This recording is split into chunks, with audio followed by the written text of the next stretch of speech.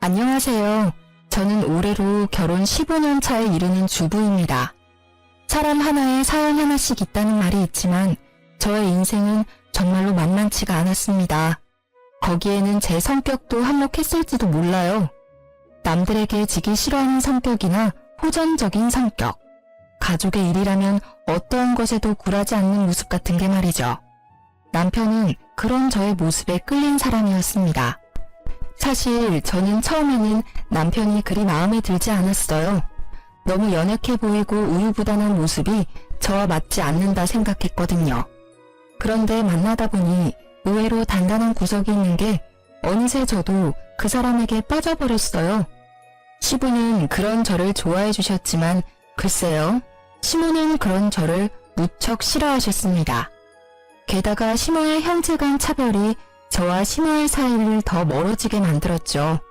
그리고 시아주버님은 이혼을 2번이나 하고 결혼 전부터 제 남편에게 금전 요구를 빈번히 하던 사람이었습니다. 저는 몰랐지만 젊었을 적에는 사기로 감옥도 다녀왔다더군요. 남편은 그런 문제아 시아주버님 대신에 장남 노릇을 해야 했습니다. 그러나 그 노릇을 하면서도 남편과 저는 대접 한 번 받아본 적이 없었습니다. 그날은 제사가 있는 날이었습니다. 저는 아침 일찍부터 일을 쉬고 제사상을 차리기 위해 시댁에 들러 일을 하고 있었습니다. 남편도 그런 저를 돕기 위해 일을 쉬었죠. 참 다정한 남편이었는데 시댁만 오면 위축되는 모습이 참 안쓰러웠어요. 이날에는 웬일인지 시아주버님도 오셨더라고요. 저녁 술상을 차려 방 안으로 들어가자 시모와 아주버님 그리고 남편이 심각하게 이야기를 나누고 있었어요. 아니, 심각한 건 시모와 아주버님 뿐이고 남편은 그저 불편한 표정을 짓고 있을 뿐이었죠. 야, 잘 생각해봐. 이번 사업이 성공하기만 하면 진짜 대박이야. 너 모아놓은 돈 좀 있지? 그걸로 나한테 투자 좀 해라. 이번에는 진짜 확실해. 그래, 얘. 네 형님이 이렇게 원하는데 좀 해줘. 너는 돈도 잘 벌고 아버지 돌아가시면서 목돈도 많이 모아놨잖니. 저도 돈 없어요. 요새 경기가 안 좋아서 잘 벌지도 못해요. 그리고 얼마 전에 전셋집 들어가느라 돈 다 썼고 와이프 뱃속에 애도 있는데 돈을 함부로 쓰는 건 좀... 얘는 누가 보면 우리가 네 돈 뺏으려는 것처럼 보이겠다. 그냥 달라는 게 아니라 빌려주라는 거지. 넌 어떻게 이렇게 냉정하니? 형이 이렇게 간곡하게 말하는데도 어떻게 이렇게 딱 잘라? 어머니, 정말 저도 돈이 없어요. 그리고 어머니는 모르시나 본데 형이 저번에 제 돈 빌려갔어요. 그것도 아직 안 갚았잖아, 형. 이번에는 진짜로 안 돼. 아, 누가 안 갚는데? 갚아줄 거야. 이번 투자만 제대로 성공하면 2배, 아니 3배로 돌려준다니까. 그 전에 빌린 것까지 싹 다 갚아줄 수 있다니까. 형, 제발 그만 좀 해. 나 진짜 힘들어. 이게 도대체 몇 번째야? 또 시작인가 싶어 슬슬 남편을 도우려는 때에 시모의 뜬금없는 말이 튀어나왔습니다. 잠깐만, 이렇게 하는 건 어떠니?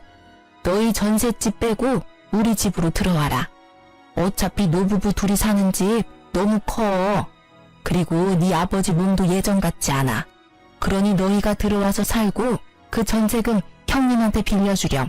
그럼 되지 않니? 뭐하러 돈 들여가면서 전셋집에 살아. 여기서 살면 되지. 그건...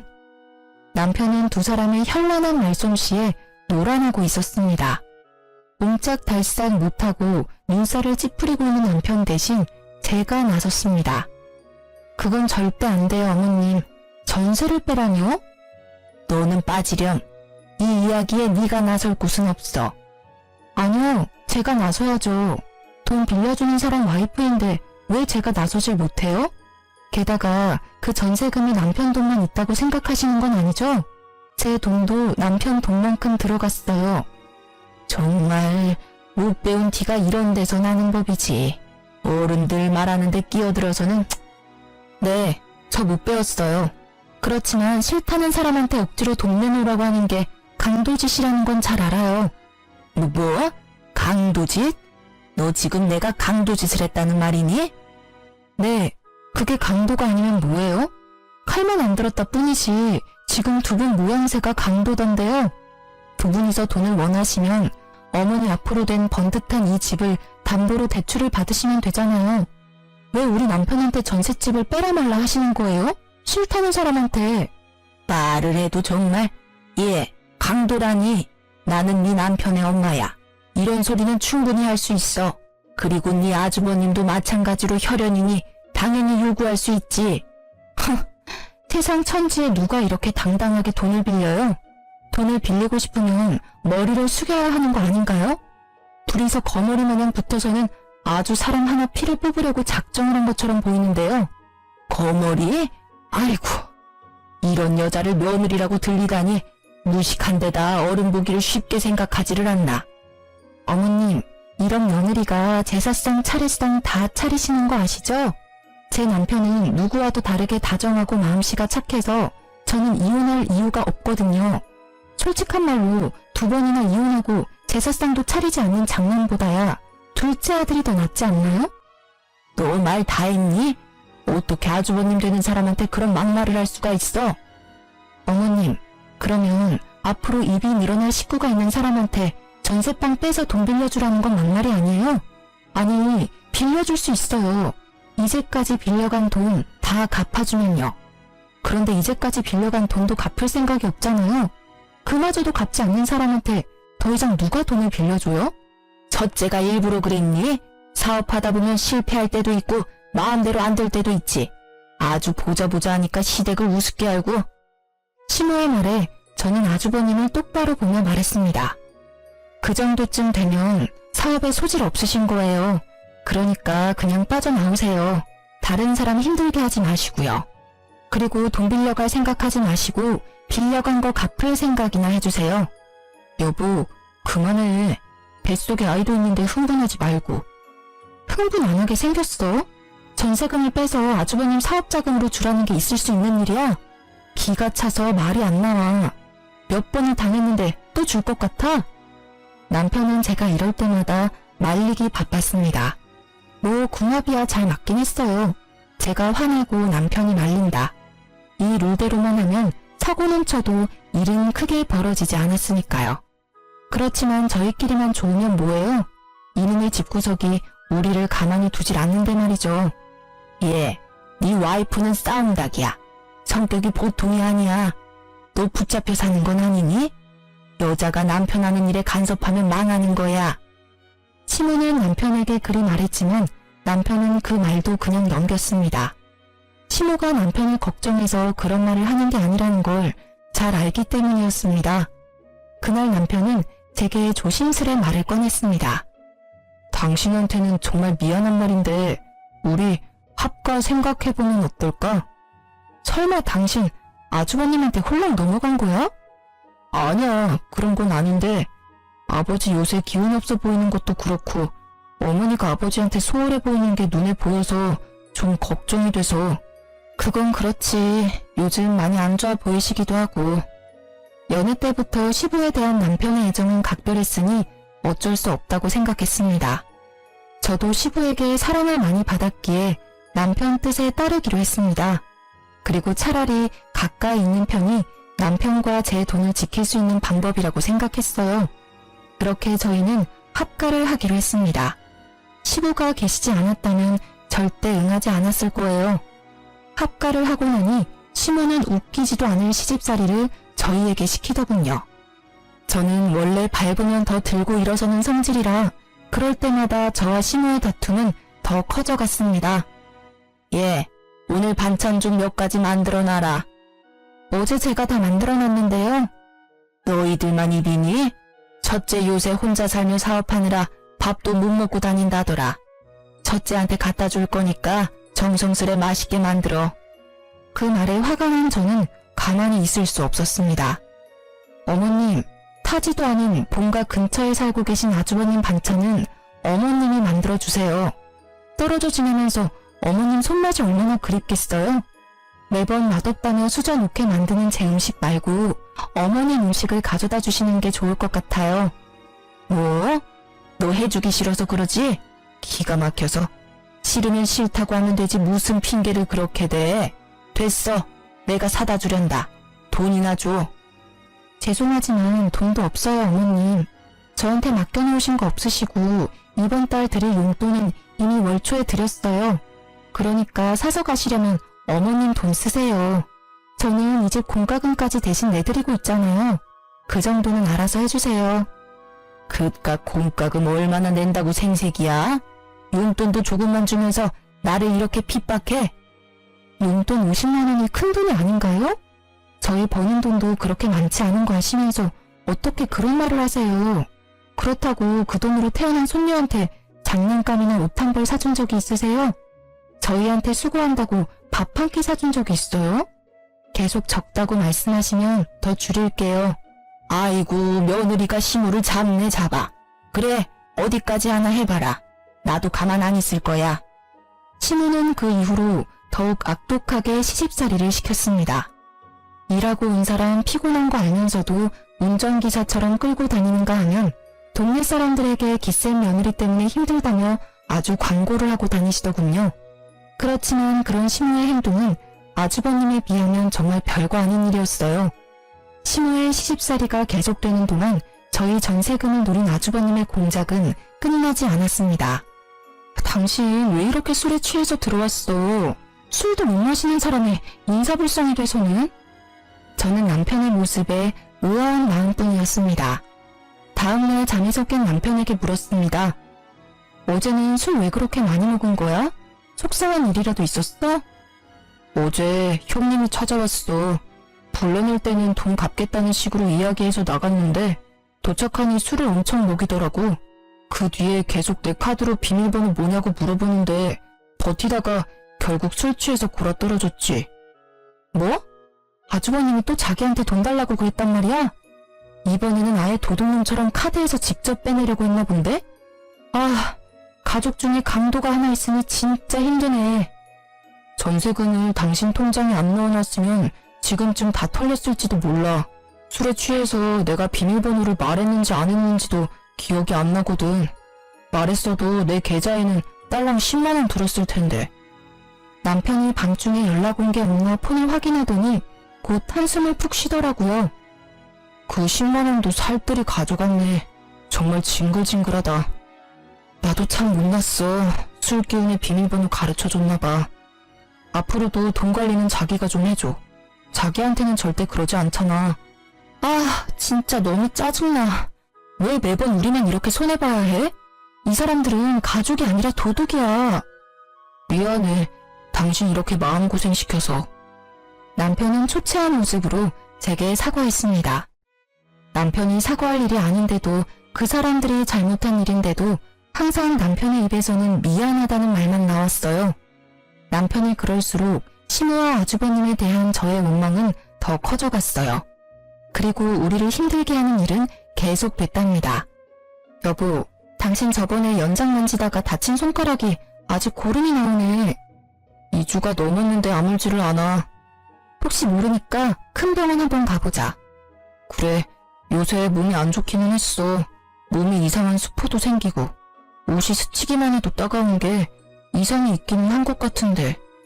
그렇게 대수롭지 않은 대화를 나눈 날 우리는 종합병원으로 향했습니다. 그런데 병명을 알 수 없다고 하더군요.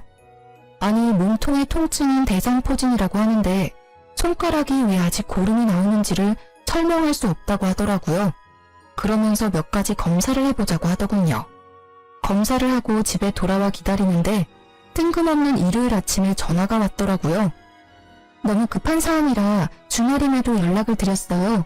더 알아봐야겠지만 혈액 검사상 암에 대한 소견을 보이고 있습니다. 일단은 내일 당장 병원으로 와주세요. 정밀 검사를 해야 할 것 같습니다. 청천벽력 같은 소식에 저는 경황이 없었습니다. 그러나 초기이고 성인 남성에게는 예후가 좋은 상황이라고 하더군요. 저와 남편은 마음을 굳게 다졌습니다. 힘들게 살아온 인생 보답받지도 못하고 가는 건 억울해서 못 산다고, 늙어서 우리 딸 결혼식 때까지는 살아야 하지 않냐고 남편은 치료에 열의를 불태웠습니다. 저희 남편은 토목업에 종사하기에 보험을 드는데 한계가 있었어요. 그래도 보험금이 5천만 원 정도가 나왔거든요. 남편은 시모에게 자신의 상태를 알리며 보험금이 있으니 잘 해결될 거라고 말했어요. 그런데 뒷목 잡을 일은 그 다음 주에 일어났어요. 시모가 저와 남편을 조심스레 부르더라고요. 둘째야, 너 혹시 4천만 원 정도만 빌려줄 수 있니? 네? 갑자기 그런 큰 돈을 어디서? 너 보험금 있잖아. 그거 어차피 실비도 나오고 수술비도 나올 거 아니야. 5천만 원 다 없어도 지금 당장 치료받는데 큰 지장은 없잖니? 어머님, 지금 무슨 소리를 하시는 거예요? 암 걸려서 고생하는 아들한테 할 소리예요? 저는 어이가 없어서 바로 받아쳤습니다. 그랬더니 시모가 저를 흘겨보더군요. 네가 신경 쓸 일 아니다. 그리고 누가 언제 그냥 달라고 했어? 다음 달이면 적금 만료되니 그것 하면 다시 돌려줄 거야. 도대체 그 큰 돈이 왜 필요하신데요? 네 아버지 앞으로 돈이 많이 들어. 어디 병원이라도 모시고 가려니 차가 영 오래돼서 모시기 힘들더라고. 그래서 하나 새로 사려고 그러지. 오래된 차 끌고 다니다가 사고라도 날까봐 걱정이야. 몸도 이제 힘들고 기력도 없는 양반인데 차라도 좋은 것 타면 사고가 안 나지 않을까 해서 그래. 아버님 아프시면 저희가 모셔갈게요. 굳이 그것 때문에 어머님 차를 바꾸는 건 아닌 것 같아요.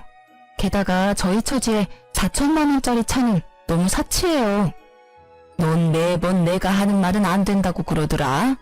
그리고 병원 갈 때마다 너 일 쉬고 뛰쳐나올래? 돈 벌어야지. 애 앞길 생각하면. 그리고 자잘하게 갈 곳도 많아. 그럴 때마다 위험하게 둘 순 없잖아. 제가 절대 안 된다고 말리려 했지만 남편이 저를 다독이며 말했습니다. 아버지한테 필요한 거잖아.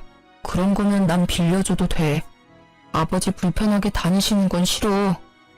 남편은 아버지라는 단어가 들어가면 모든 게 약했습니다.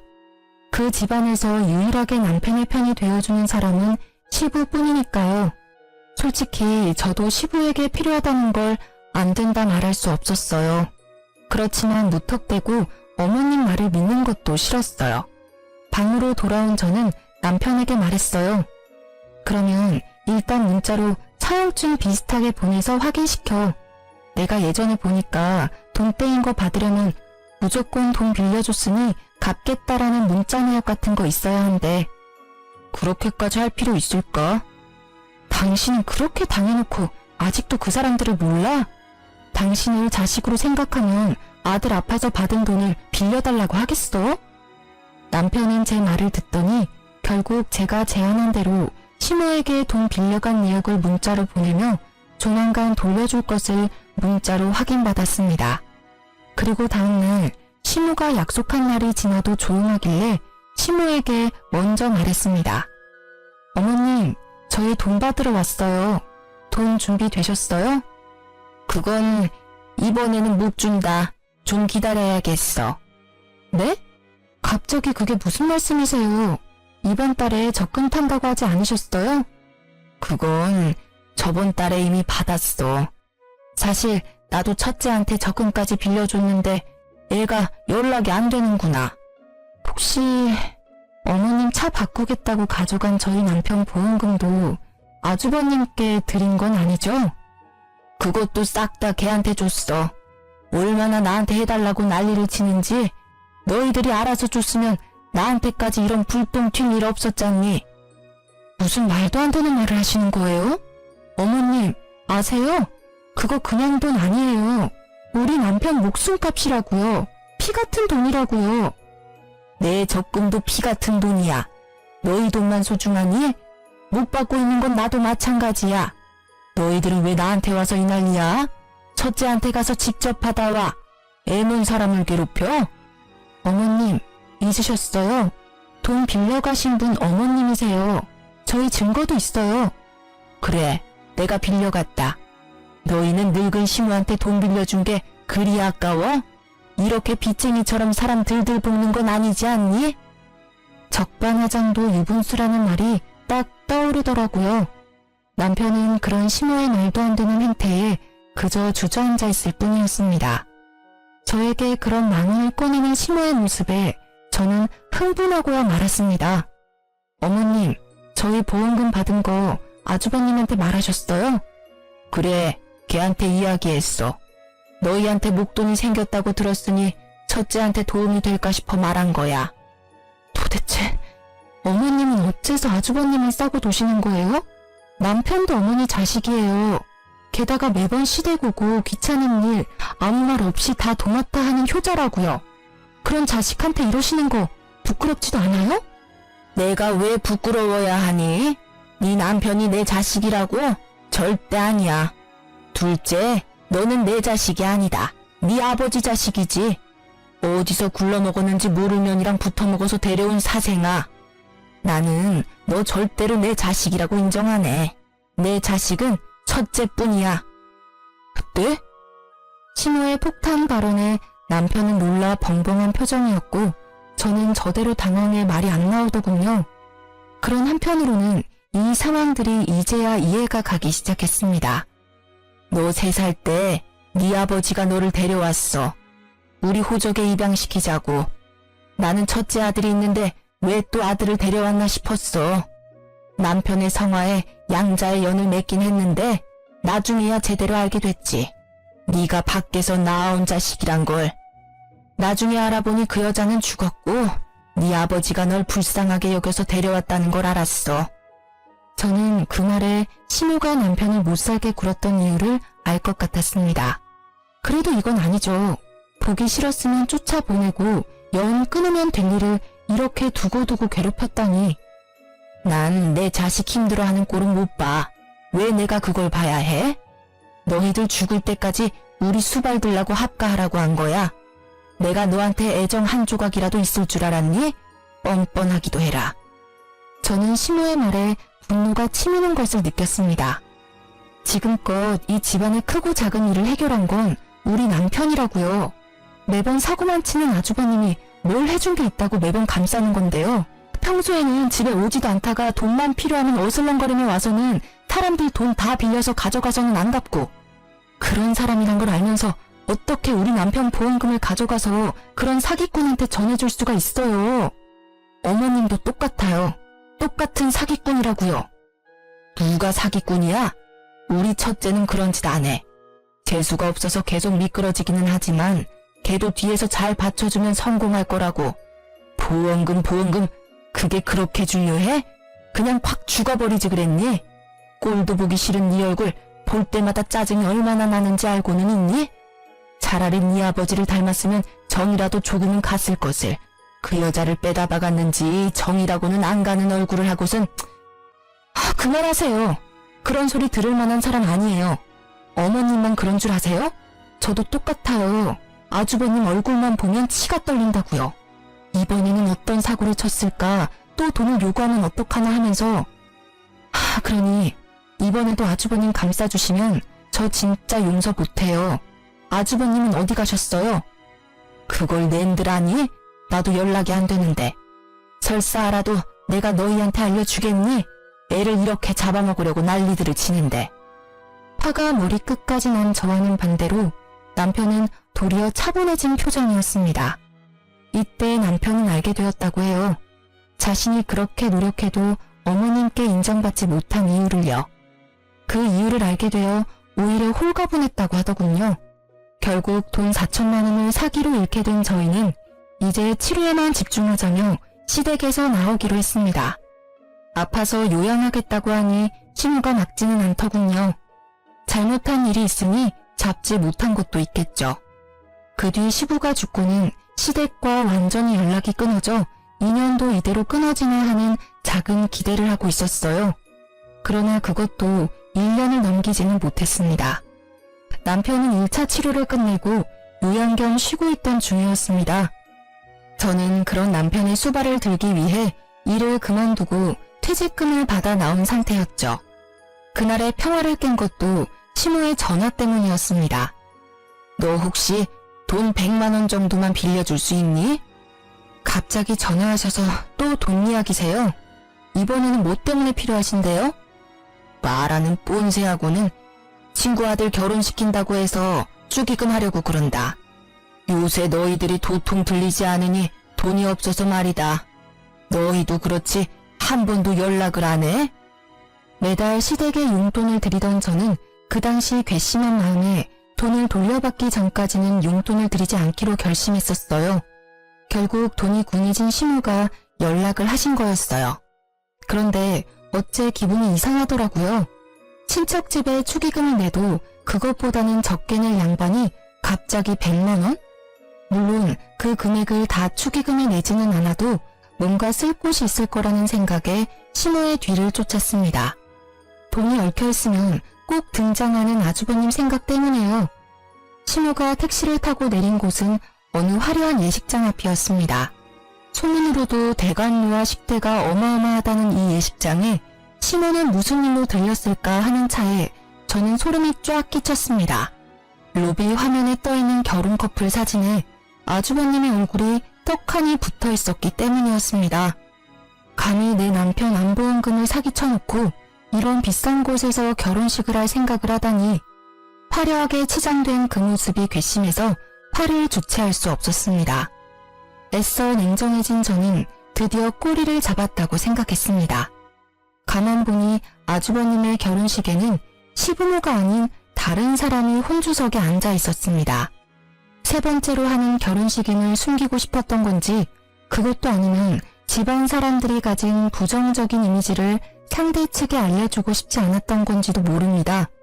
저는 아주버님이 대화를 나눌 때 불쑥 끼어들었습니다. 안녕하세요. 오랜만에 뵙네요. 제가 나타나자 아주버님의 얼굴이 굳었습니다. 그러더니 다른 사람들에게 잠시 실례한다며 저를 옆으로 끌었습니다. 여기는 어떻게? 그러게요. 제가 여길 어떻게 왔을까요? 그런데 결혼식을 굉장히 성대하게 치르시네요. 축하드려요. 그런데 우리 할 얘기가 있죠? 재수씨, 나 30분 뒤면 결혼식이에요. 결혼식 끝나고 이야기해도 되잖아요. 남의 경사에 초를 치러 온 것도 아니고. 무슨 말씀을 그렇게 하세요. 정 원하시면 저는 여기서 말씀드려도 괜찮아요. 하객 알바까지 쓴 것 같은데 정말로 괜찮으신 거 맞아요? 아내가 될 예비 신부님이 모든 걸 알아도? 알았어요. 잠시만요. 아주버님은 저를 데리고 호텔 객실이 있는 층으로 향했습니다. 사람이 없는 걸 확인한 아주버님이 먼저 소리치더군요. 도대체 왜 이러는 겁니까? 어떻게 성사시킨 결혼식인데 이렇게 행패를 부려요? 행패요? 동생 보험금 가지고 치르는 결혼식이면 저도 관여할 수 있죠. 어머님한테 받은 남편 보험금 어쨌어요? 내가 뭘 받았다고 그래요? 딱 잡아떼는 아주버님 모습에 저는 코웃음을 쳤습니다. 당신이 어머님 시켜서 우리 남편 보험금 강탈해 간 거 내가 모를 줄 알아요? 사람을 우습게 보는 것도 한두 번이지.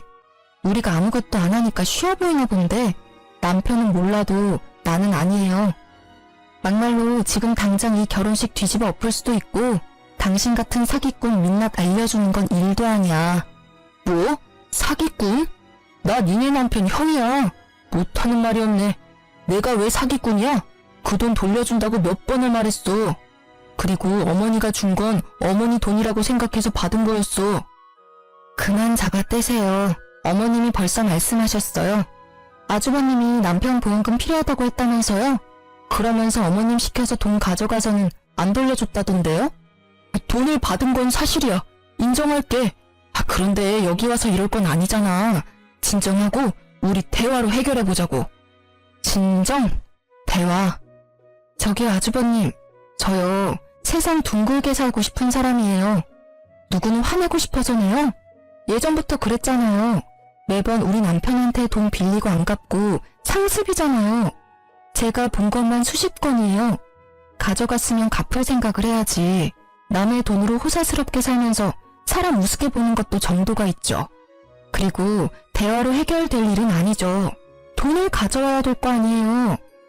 제 목소리가 커지니 아주버님은 당황했습니다. 알았어. 그럼 이렇게 해. 오늘은 바쁘니까 내일 어떻게든 돈을 마련해서. 제가 아주버님 수법에 당한 게 몇 년인데요. 지금 당장 준비하세요. 결혼식 끝날 때까지 안 주시면 저도 성심껏 이 결혼식 정성스레 망쳐드릴 테니까요. 아니, 하루도 못 기다려? 하루고 한 달이고 지금 몇 년 전에 빌려준 것도 안 갚으셨잖아요. 그리고 기다릴 필요가 어디 있어요? 이번 결혼식 친척 빼고 친구들 하객은 진짜죠? 친구들 엄청 많으신데 축의금으로 갚으시면 되겠네요. 그걸 가져갈 생각을 하다니, 그건 내가 받은 내 결혼 축하금이라고요. 다른 사람들의 성의가 있는 돈을. 그 돈은 성의가 있는 돈이라 괜찮고 동생 보험금은 성의가 없는 돈이라 안 돌려주는 거예요. 그리고 우리 남편 돈은 목숨이 달려있는데 가져가셨잖아요. 피차 일반이에요. 계속 안 주신다고 하시면 저 내려가서 다 말해버릴게요. 제 목소리가 호텔 복도에 울리자 결국 아주버님이 백기를 들었습니다. 알겠어. 소리 낮춰. 축의금 줄게. 그러니 좀 조용히 해. 다들 들으면 어쩔 거야. 이 결혼 파토나면 축의금도 없어.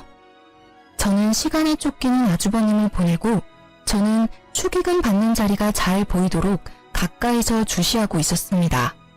아주버님은 패백하러 가기 전 잠시 들러 축의금 받던 사람에게서 가방을 받아 저에게 가져왔습니다. 저는 가방을 받아 금액을 확인했습니다. 사업한답시고 이리저리 돌아다니던 사람이라 그런지 축의금도 많이 들어왔더군요.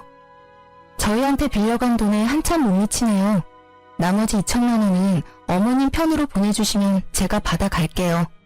그리고 제 조건을 들어주면 앞서 빌려가신 돈은 탕감해 드릴게요. 이번에는 또 뭐야? 무슨 조건인데? 저와 남편에게 어떠한 금전 요구도 하지 마시고 어머님 통해서 돈 빌리는 것도 하지 마세요. 그리고 남처럼 지내요. 앞으로 아는 척 하지 마시고 이 조건 깨지면 빚쟁이처럼 남은 금액 받으러 따라다닐 거니까요. 생각보다 별거 아닌 조건이었다고 생각했는데 아주버님의 표정은 썩 좋지 않았습니다. 그 표정은 지갑을 강제로 뺏긴 억울함과 짜증이었어요.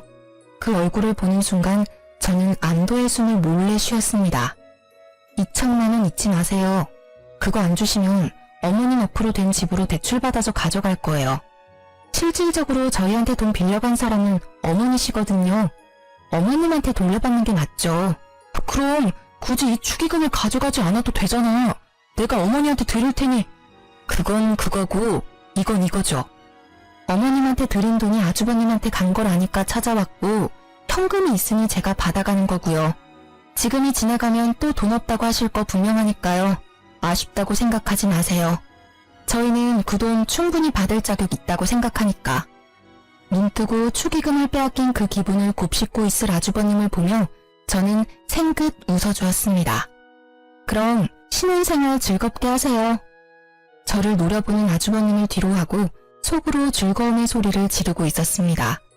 처음으로 돈을 돌려받았어요. 그냥 돈이 아니었으니 더 소중했습니다. 저는 이 기세로 나머지 2천만 원도 돌려받기로 했습니다. 저는 돈을 은행 계좌에 넣고 남편을 불러 시댁으로 향했습니다.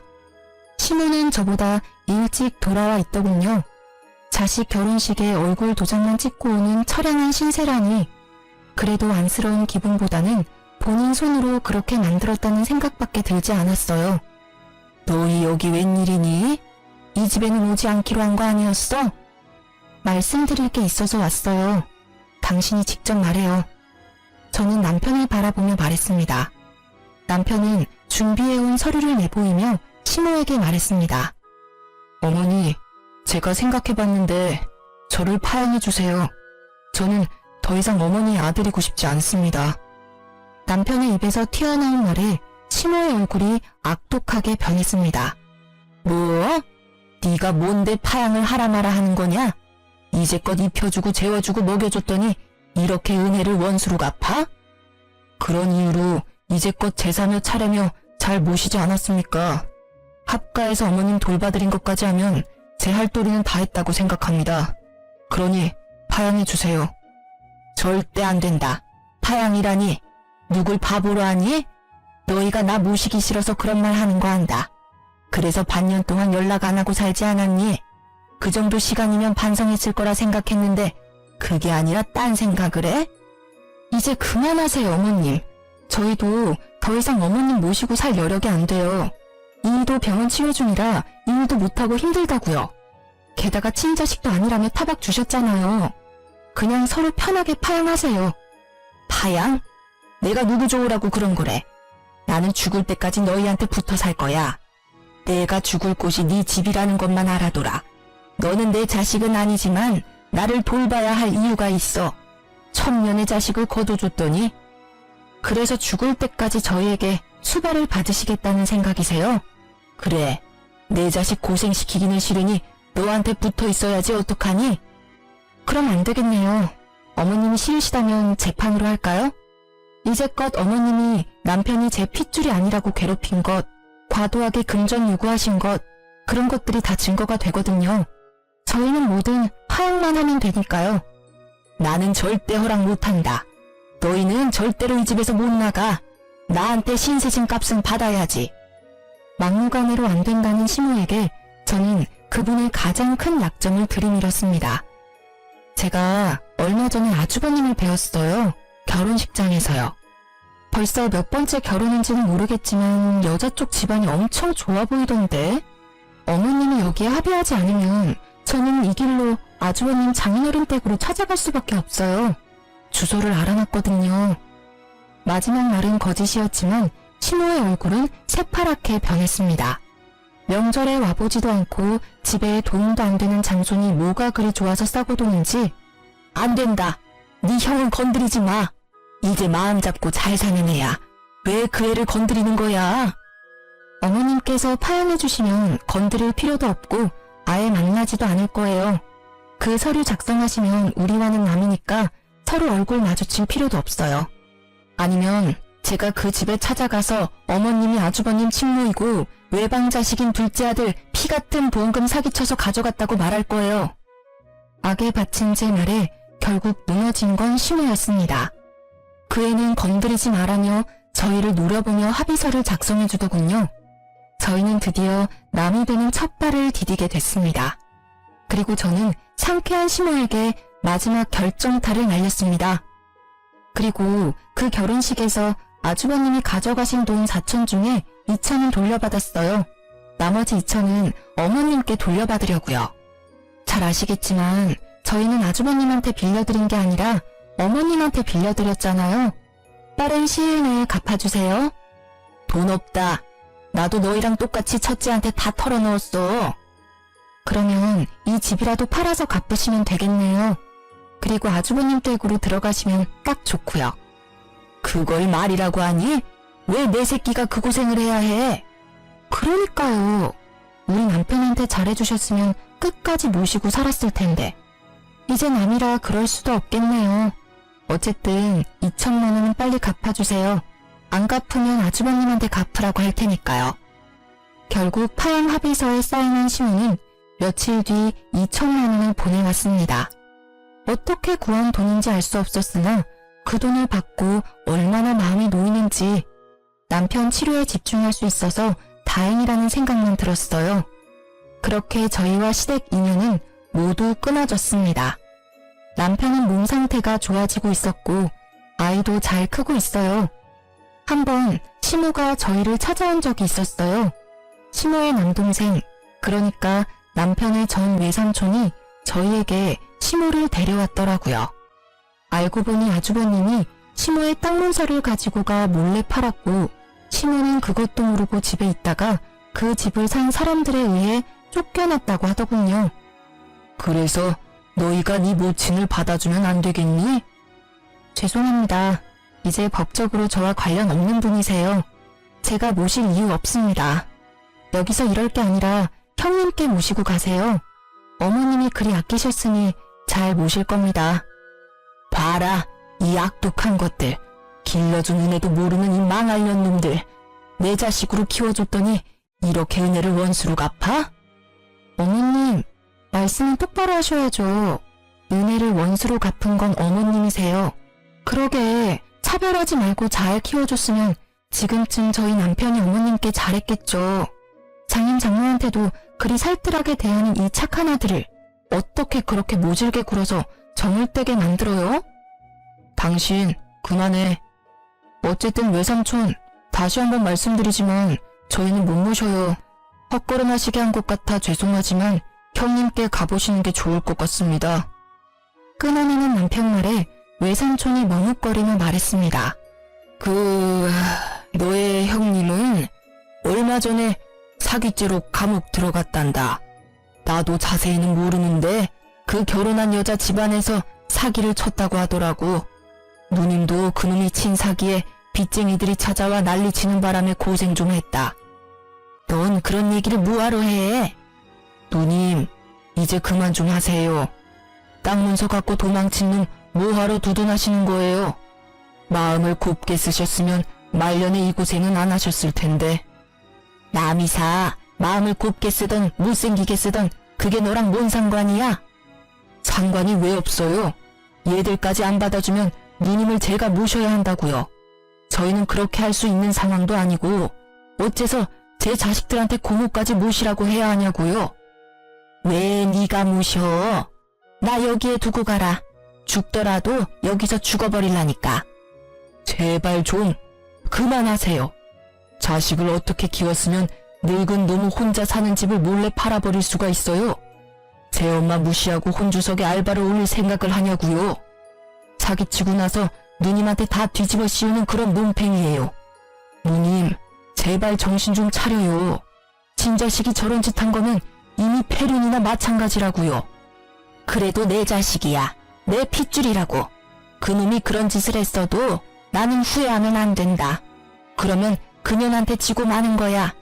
외삼촌에게 한 소리 들은 시모가 되려 화를 내자 외삼촌이 한숨을 푹 쉬며 고개를 절레절레 흔들었습니다. 이후 어쩔 수 없이 외삼촌이 시모를 모시고 갔습니다. 저희는 두 사람이 나가시고 가슴을 쓸어내렸습니다.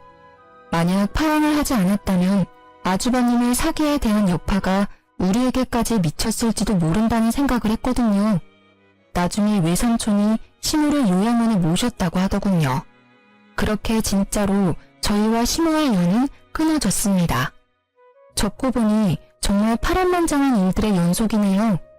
남편은 병마를 딛고 지금은 일도 다시 시작하며 잘 지내고 있습니다. 저도 강도 같은 시댁 걱정을 하지 않으니 생활이 여유로워졌어요. 우리 가정을 지킬 수 있어 다행이라고 생각합니다. 세상에 나쁜 놈이 없는 사람 등쳐먹는 사기꾼이라고 그런 사람들은 인연을 끊는 게 답인 것 같아요. 긴 사연을 들어주신 분들에게 감사의 마음을 드리고 싶네요. 내일은 오늘보다 더 행복하시길 바랍니다.